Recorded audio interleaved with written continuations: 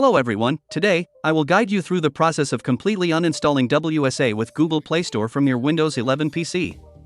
If you remember, I recently uploaded a video showing you how to install the Play Store on Windows 11. If you missed it, you can find the link in the description or click on the I button above to check it out. Now, let's address a common issue some of you might be facing. If your computer is experiencing lag or any other issues due to WSA, don't worry.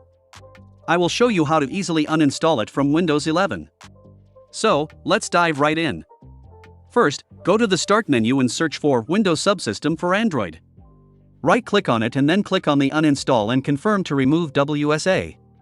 By doing this, all the Android apps associated with WSA will be removed from your computer.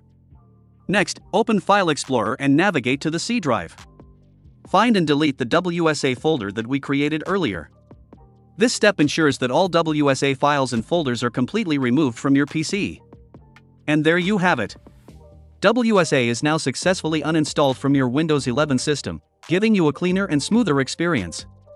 Before we wrap up, if you found this video helpful, please hit the like button and subscribe to my channel for more useful content.